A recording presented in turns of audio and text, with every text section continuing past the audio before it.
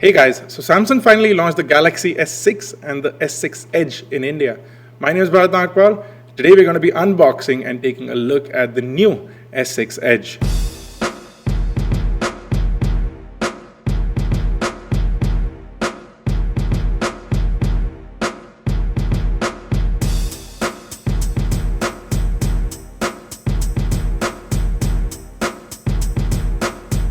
So that's the new packaging that Samsung has chosen for the S6 and the S6 Edge. Fairly familiar if you've been buying Samsung devices in the past. As you can see, we have a 64GB variant over here. The devices are available in 32, 64 and 128GB variants. So anyone who's interested in getting a higher capacity, it will be a good idea because these devices do not support micro SD cards. Now the phones that you buy in India will initially work with Indian SIM cards only, so you need to open these devices up, pop in an Indian SIM card, and then use the phone for a little while before you can put any other SIM card in it. I don't know why Samsung has done that, but they have that option here. So as you can see, this is the gold color for the S6 Edge over here. It looks fantastic. One of the better looking phones from Samsung, possibly their best looking phone till date, according to me. You also have a bunch of documentation here in this documentation sort of pouch. You have a quick start guide, a warranty guide, SAR information, and then you have this regional log guide that says that you need to use the phone for about 5 minutes of calling time to be able to unlock the device. Standard set of things inside the box are laid out very nicely. You also have a SIM removal tool inside the box, which is great. The earphones are pretty standard. You get a standard 3.5mm jack, and you have this new style of ear tips that sort of plug into the ear properly. I'm going to put these to the side, try them out later on. You also have a standard USB to micro USB cable and a wall charger, which also has adaptive fast charging. So this is a quick charger for the S6 Edge, and you have a USB port on one side. So that's everything from the box apart from the SIM removal tool. I'm going to put the box to the side. It's time to look at the phone itself. So this is the device. I'm going to get rid of this plastic on the phone over here.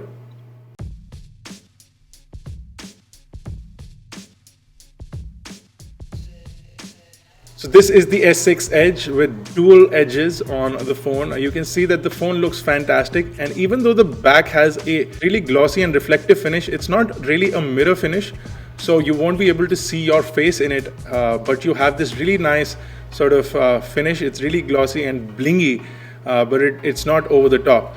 Over at the right you have just the power button on the side of the Edge, as you can see over here, and on the top you have the SIM card tray, an infrared blaster, and a noise cancellation microphone, along with some antenna bands that you see on the top edge of the device. On the left side you have volume rockers, so the volume up and volume down buttons are there. All of these are of course in an aluminum alloy. On the bottom is the speakerphone, the main microphone, a USB port, and a 3.5mm headphone jack.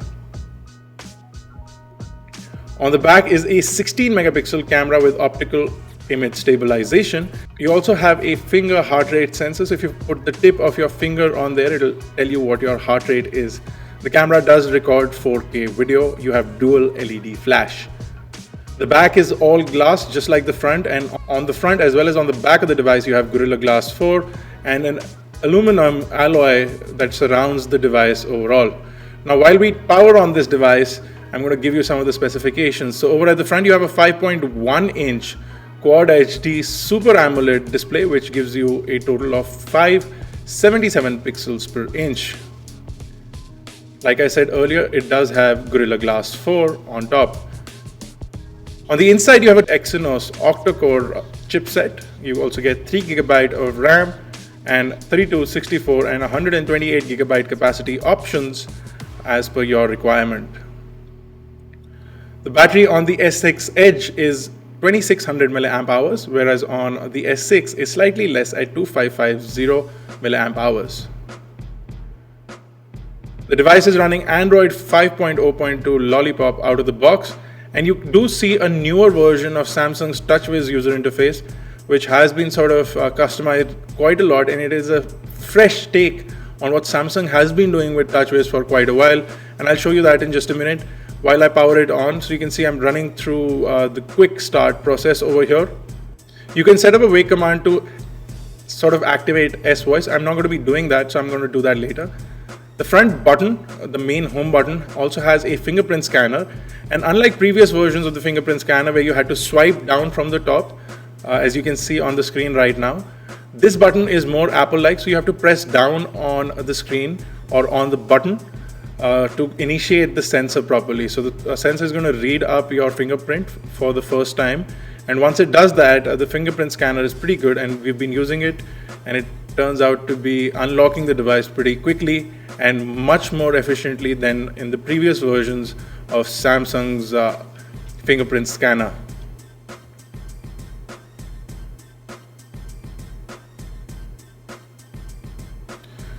Now you also have an option to set up easy mode in case you need that, so you get bigger icons. So if you need to give it to somebody in your house who requires that, you can set it up and then pass it on to that person.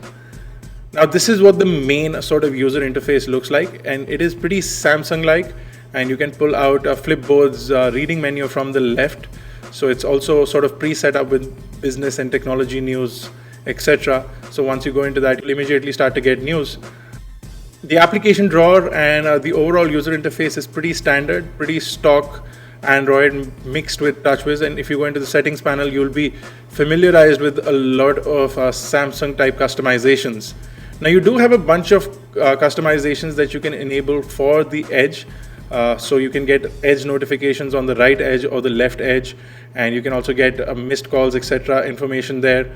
You can also turn on your tweet feeds and information stream, and also set up a night clock if that's what you need. There are a bunch of themes available this time around, and I'm really enjoying this space theme. So while it downloads, let's go ahead and take a look at some of the other things on the device. So like I said earlier, the device is running Android 5.0.2 out of the box, so that's Lollipop. And it should be updated to 5.1 shortly, which would be a good thing. Considering that it's already out for Nexus devices, Samsung should be working on an update right now for the S6 and the S6 Edge.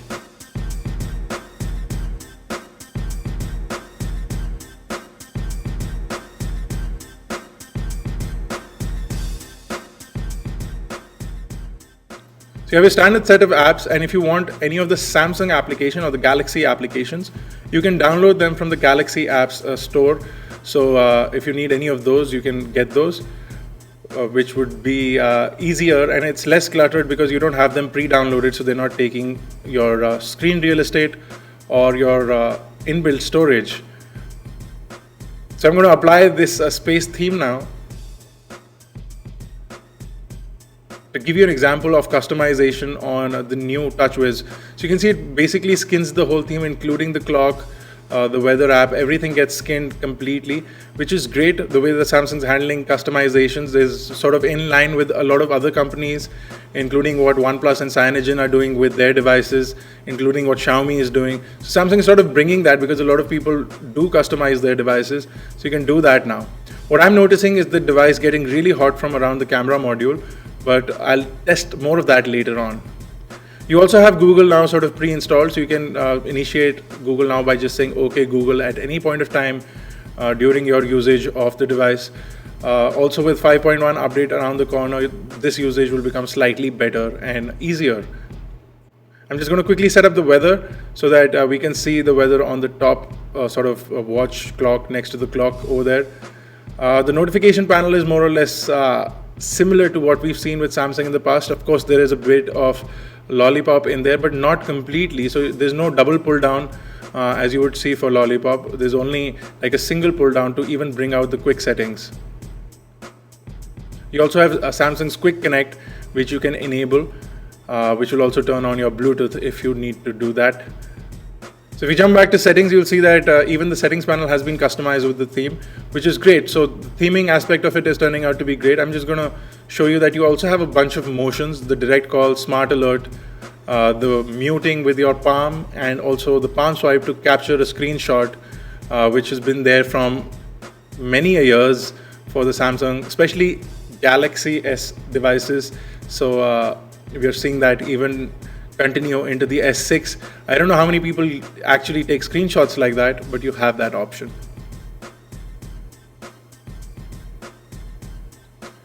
Of course, you have folders over here. Because of the space theme, you have a pink background in the folders.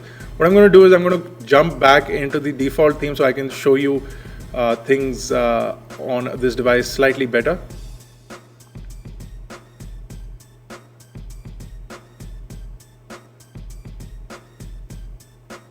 So you do have a folder sort of pre-enabled, and you can customize them. All the Google applications are in the Google folder by default.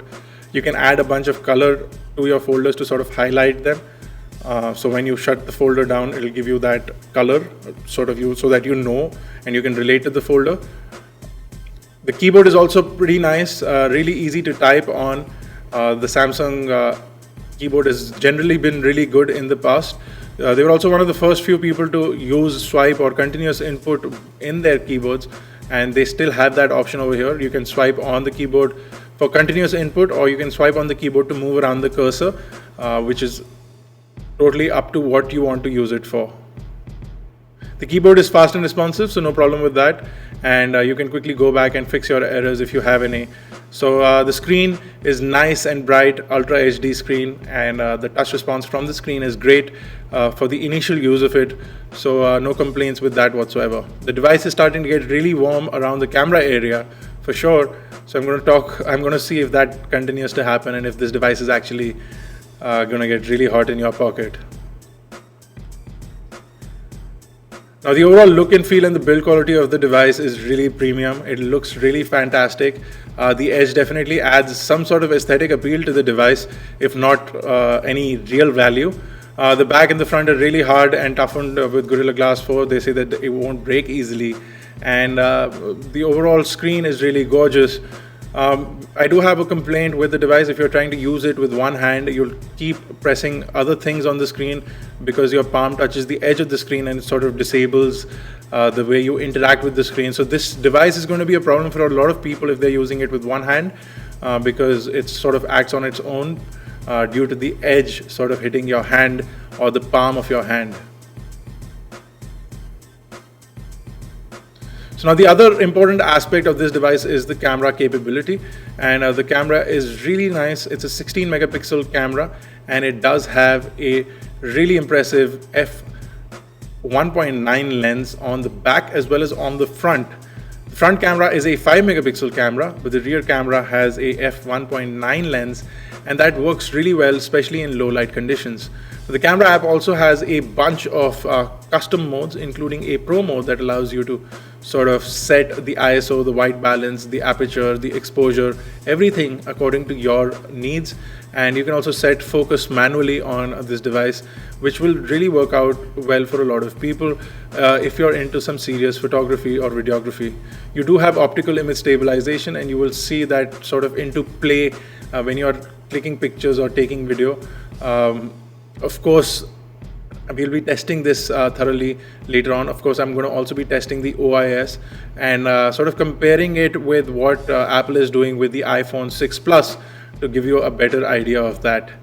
You do have a bunch of modes already preloaded, and you can also download some modes from the Samsung store. A lot of shooting options, including surround shot, sound and shot, sports shot, etc. are available to download and customize the camera application depending on your need and usage. So there you go, guys. This was an unboxing and first impression look of the new Samsung Galaxy S6. It's an impressive looking device from Samsung, to say the least. They've done a fantastic job. They're priced slightly high. They start $49,900 for the 32GB S6 and $58,900 for the 32GB S6 Edge. Stay tuned for our full hands-on review of the devices coming up shortly. We're also thinking of doing a camera review for you guys, so stay tuned for that. If you have any questions or queries, if you want anything specific tested out, please let us know and we'll be happy to do that for you. Make sure you check us out on iGyaan.in. Catch us on Facebook, Twitter, Google+. We're also on Instagram and Snapchat by the username iGyaan. And until I see you next time, guys, this has been Bharat. Thank you guys for watching.